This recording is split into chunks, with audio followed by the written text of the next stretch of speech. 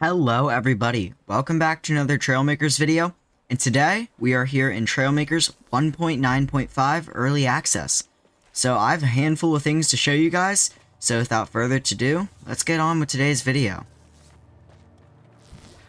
Alright, so first things first, if we pull up our build menu here, there are a few new blocks added, most of which just decorative, but there is one important one and then a bunch of logic. But let's just start small. So they added these new air intakes, which actually look really sweet, and they fit a lot of fighter jet builds especially. So you can kind of align them up so you can kind of see. They are pretty big, but that just kind of encourages you to build bigger planes, which I actually like because it makes them more durable. So here are the different options here. So this one's for like propeller plane. Here, I'll show what that looks like. So if we put a large propeller on here, you can see this is kind of like for your, propeller planes. And then these air intakes are for your more fighter jet, spaceship kind of builds. So I have a few examples I have prepared for this video. So for example, we have this interceptor kind of build. You can kind of see I use the air intakes here. So if we spawn it in. And we will be coming back to this build in a minute because this is very important.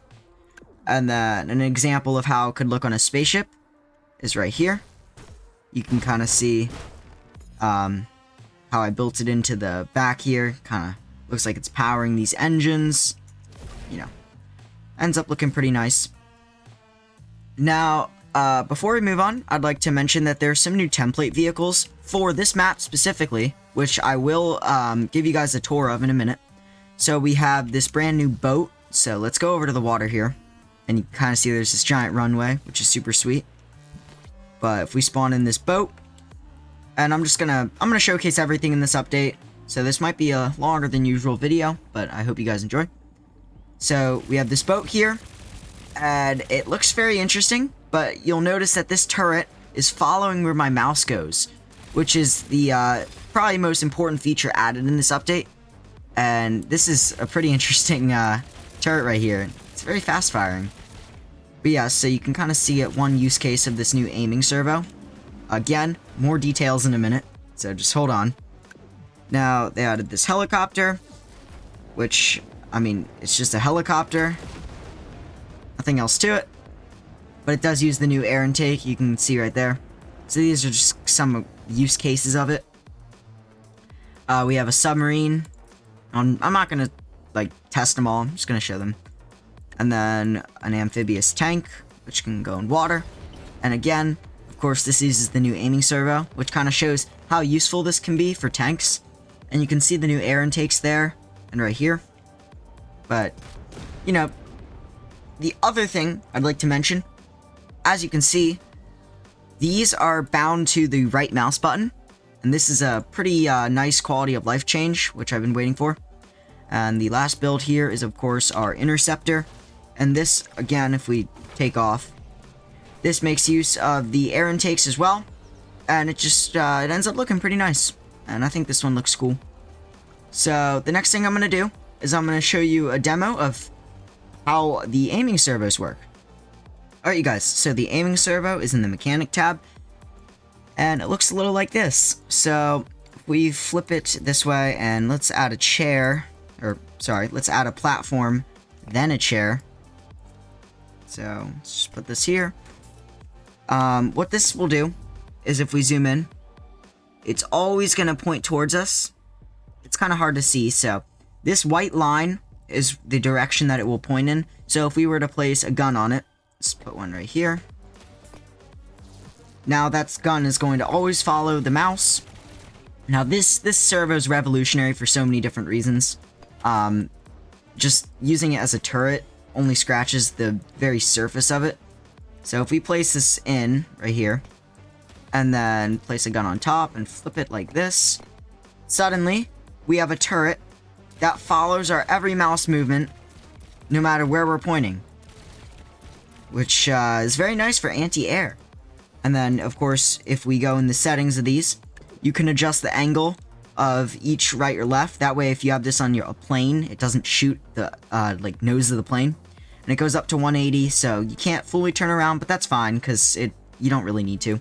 You can adjust the speed down to 0.01 or up to 2. You can adjust the strength, hold position, off by default. You can toggle it on or off, so like if you don't want it to be active right away, it doesn't have to be. So that's the aiming servo in simple terms. Now, before we move on, I want to show some more things that can be done with the aiming servo. So we're going to go to my own builds here. And this is a mechanic created by Yzuei, which I'll link his video down below, because I'm not going to take credit for this. This is his creation. But he used the aiming servos to come up with a clever means of adding mouse-controlled planes. So if we turn this system on, you'll see it kind of always follows where my mouse is pointing. And it looks a little jittery and rough. That's because it is. But once you build a plane around it and really adapt it, you get something that looks a little like this. So this is my interceptor that I showed you guys earlier. Alright, now that we have our plane spawned in, we're going to take off. And right as we leave the ground, we're going to activate mouse control. And now, it is a little bit rough, because this is just a prototype. But wherever I move my mouse, this plane will follow. I do not have my hand on my keyboard at all. This is purely mouse control. So when I move my mouse to the right here, it's going to roll the plane, and it's going to yaw it at the same time to move right. If I move my mouse up, it's going to go up. Down, it's going to go down. And you can, dogfight with this. And then, of course, I have my rocket set to right mouse button, now that I can. So what this does is it makes it very easy to control the plane nicely. So I'm going to do some tricks through the, holes in these mountains, which I appreciate because it's very fun to fly through them. So, and then while we're in this plane, I'm going to give you an overview of the map. So, of course, we have a lot of rocks and little islands. We have a little lighthouse over here. You can't do anything with the lighthouse. It's just a set piece, but it does look really nice. It'll fly over. Do a little pass around it. Keep in mind, guys, my hand has been off my keyboard this whole time. This is straight up just controls like War Thunder. It's amazing. So if we fly over, first thing is there's a aircraft carrier right there. But there's also an aircraft carrier on the other side. You might be able to see it in the horizon. We'll check both of those out in a minute. So we have our main island with our runway. And then we have our 3 holes in the rocks here. So let's fly through again. Fun. And yeah, you can see how nicely that works. And it bugs out a little bit, but that's fine. So we have a lot of rocks, a lot of cool terrain. Got a nice helipad right there. Some flat areas for more land-based vehicles. And then the other thing is, if we open up the map here, you can see that there's a lot of texture. And that's because if we just were to, plunge into the water, the entire underwater is actually fully modeled. So there's actually ravines and deep dark areas. It's like if I just sink under, you can kind of see that. It looks very nice. It's not flat like the other maps. So this will be an interesting place to have submarine battles. And while we're over here, this is the blue aircraft carrier, which it's the same as the one from Danger Zone. It's just blue. And then on the other side of the map, there's the red aircraft carrier. Again, it's exactly the same, just red. So if you want to have air battles, you have 2 separate spawning points, which is really nice. So now, you can't spawn kill each other. Alright guys, so moving on, now that we're at a flat ground again, I'd like to show you some more use cases of an aiming servo, particularly with mechs, because you can kind of get them into gyros using Yzuei's method of, analog steering. Anyways, I built this mech that controls like we're in Armored Core 6 here, and it controls really, really nicely. It's awesome, because it just kind of goes where I look, and it also aims up or down. Another use case of the servos, of course, but you can see it's just very easy to control, and it frees up your fingers from your keyboard, because now instead of worrying about turning, all you gotta do is look, and it feels very cool, and it is very intuitive. Moving on, I want to show how these servos can be used just in a normal build. So this is a spaceship I built, and if we click H here, you can see these guns turn on, and now they follow me. So everywhere I look, 2 lasers are shot out. So if enemies are behind you, now you can just turn your camera around and shoot behind you like this. If enemies are beside you, shoot beside you. Up, down, shoot below, shoot above. It's really nice, and I think this can be used for a lot of cool things on builds. Alright you guys, so the next thing I wanted to go over is the new logic here. So they added a randomize block, which, I mean, as the name, I don't know much about logic, but as the name suggests, it's a randomize function.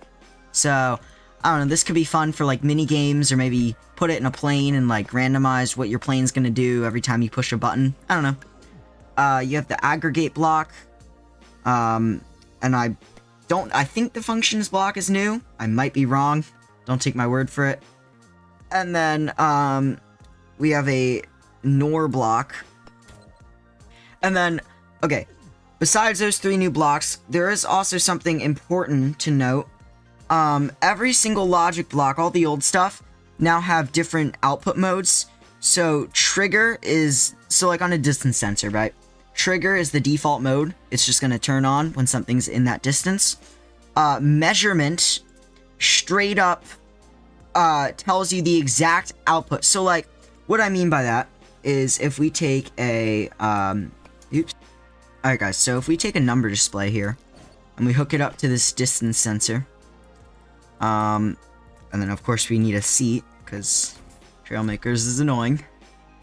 So now if we hook this into here, we're gonna switch this to measurement mode and distance, I don't know, 50. So now, when I walk in front of it, you're gonna see it's gonna give an output. So when I'm this close, it's 0.7. When I get farther, it gets bigger. So it's more of like an analog thing, which is pretty cool. And you can do this on, I think, all the logic blocks. There's also a measurement mode, but I'm not really sure what that does. As I said, I'm not that good with logic here. But yeah, there's a normalized mode. Again, I don't know what it does, but I'm sure some of you smart people will figure it out. Alright, you guys, so the next thing on our list here is they added brand new textures here, which this is the only paid feature in the update, actually. Everything else is free, which is really nice. Alright, so first off, we have this digital camo right here, which again, very nice for fighter jets. If we play with the colors here, you can kind of see how it works. So if I wanted to make, like, I don't know, an SU-35 or SU-27, I'd probably do something like that. And ends up looking pretty good. Then we have a graffiti camo. And this one's pretty cool as well. Kind of adjust the colors. I think black is always going to be in there. Yeah. So, you get some pretty funky results if you set it to black. But that ends up looking pretty nice. We have these pipes, which look really cool, because they have like a special map applied to them that kind of makes them look almost 3D. Like they shine. So they do look pretty cool, and I could see that being useful for making more detailed parts on a ship or something. Same thing with the gears. I feel like Scrapman would really like this one. It feels very fitting. Yeah, if you made it like red or something. Yeah, it's cool. And then we have these kind of like disjointed metal plates, which I actually use this on my jet, and I think they look pretty cool. Kind of see right here what they look like. Next up, of course, we have these rust blocks. Now, they're always going to be rust colored. It doesn't matter what color you change it to, the rust will always be the same. And then this is called weathered. To me, this just looks like concrete. But I'm not complaining, because that's a useful texture to have. But yeah, could also work as like stone or moon rock. Yeah, kind of. I don't know. Although we do already kind of have a texture like that. And then the last one is this like mosaic styled one. It's called geometric pattern. And it's exactly what it sounds like. It's just a funky looking pattern. I'm not really sure what the use case for this would be, but I'm sure people will find interesting ways to use it. Alright, everybody. So that is everything new in the brand new 1.9 PvP update. And I think this is a very cool update, and you should definitely wishlist the DLC, just because the textures do look really nice, especially on this jet. But overall, I think the update's going to be very revolutionary for how we build fighter jets, spaceships, basically anything with guns, just because the aiming servo is so powerful. And I'm very excited to see what you guys in the community make. So if you guys enjoyed today's video, consider leaving a like and subscribing if you want to.